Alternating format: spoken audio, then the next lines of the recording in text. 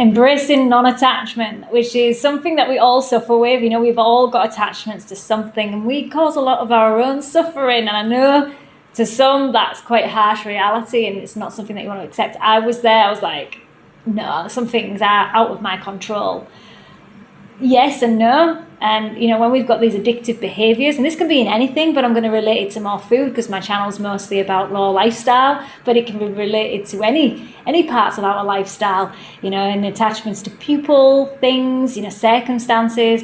Food is the biggest one that most of us have got, and people see this on their detox. When they're detoxing, they really hit lots of walls and how strong they've got these addictions. When I ask somebody if they've got like caffeine addiction or alcohol or food even, cooked food to go raw, they're like, that's extreme. But when you say, well, but could you cut it out? Could you actually cut the caffeine out? Could you cut the smoking out? Cut the cooking foods out? Most say, oh yeah, easy. But when they actually do it, they don't. They struggle. And it's not even just the physical attachments that we have to food, because physically there is especially when people experience the detox, and when you're doing something different, we all get withdrawals, always, because our body wants to go to the familiar. But the physical, you get the detox physical aspects, like the headaches, the nausea, the flu-like, cold-like symptoms, skin rashes. But really, most of it is the mental, the psychological side to these attachments that most of us have, that comfort feeling, like I say, staying in what's familiar. We all are drawn to what's comfortable, even though some of us embrace change. I'm a big change embracer, but some things are just so hard to kick and let go of.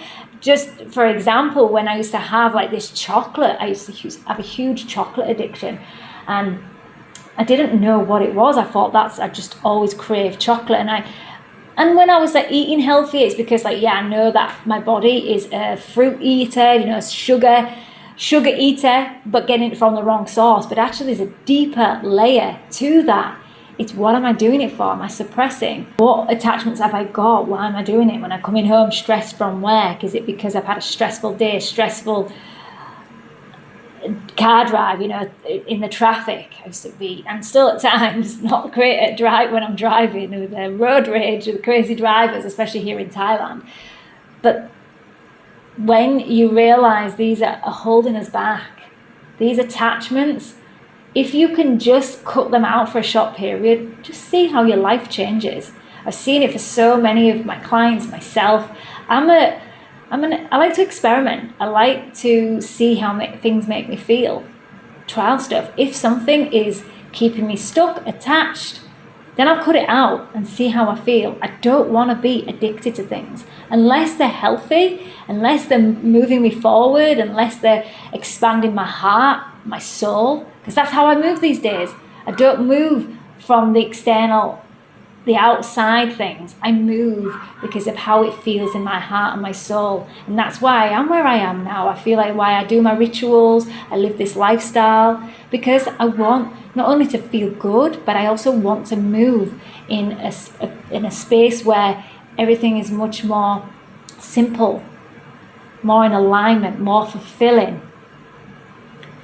And that's where I find true happiness and sustainable moods, the way I want to live. And it's just through trial and error that I've figured this out, and the raw lifestyle is just the start.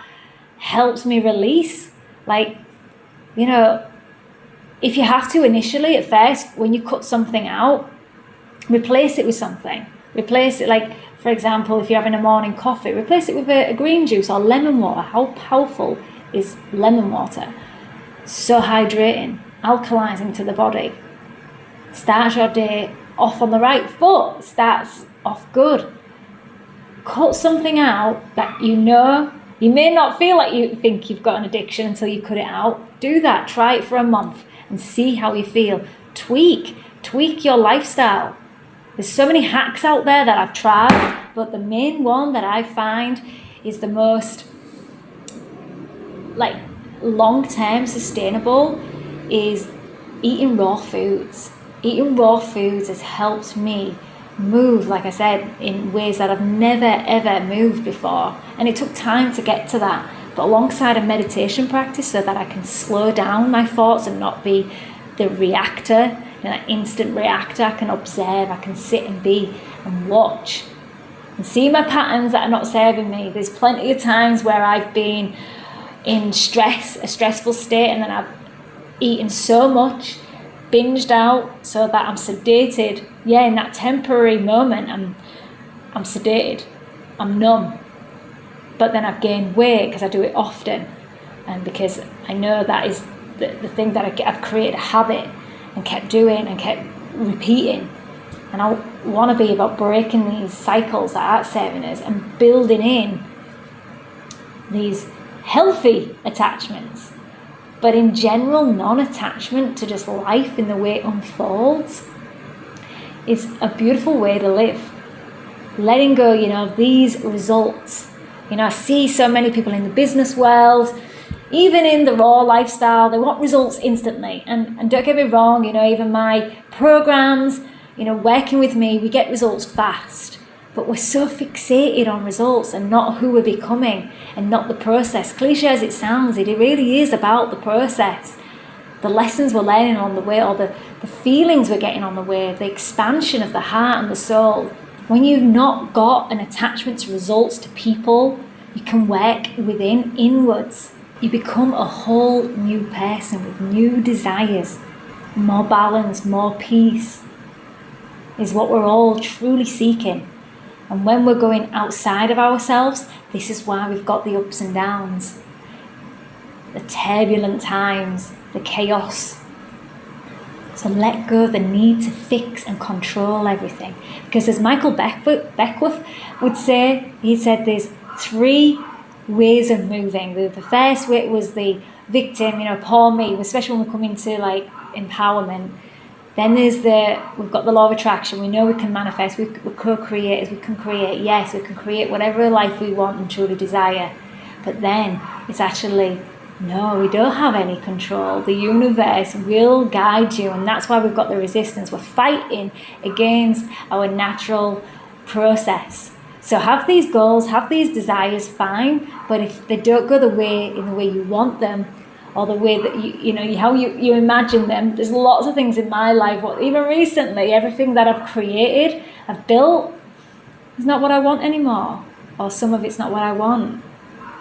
And I still held on to that, and I still hold on to it at times, but once I surrender and let go and know there's something bigger calling, even though it doesn't feel like it. It's like if you've lost a job, you've overeaten, you've lost a lot of money, anything that you feel like is really shock you, like created a lot of turbulence within you, discomfort, just know it's temporary and that we do move through that period. And actually, if we can be present and conscious throughout it, we'll see the gifts.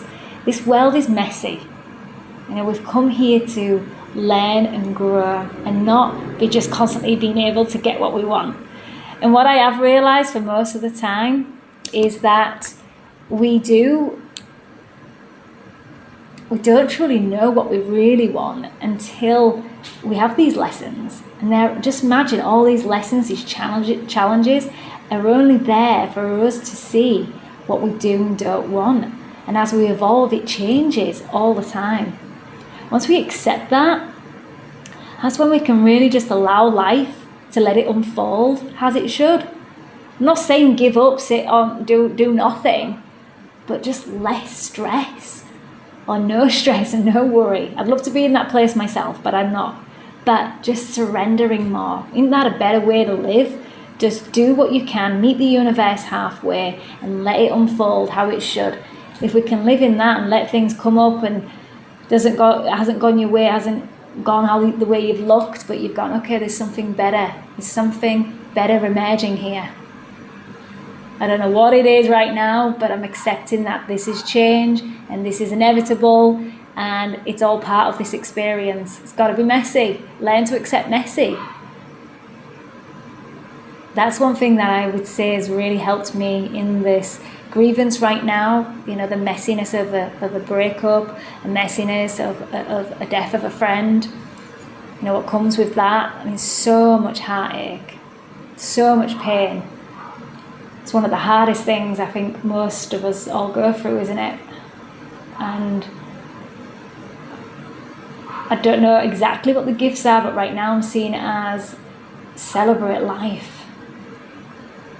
You know, take it as an opportunity to really do what you truly love and get out there, no matter what the results are, no matter what what it looks like. Just go out there and embrace it, and just love it all the way. If you can love the whole process, it's a different level, and it's something I'm still learning. Just learning to, really surrender this. Whatever's meant to be is meant to be.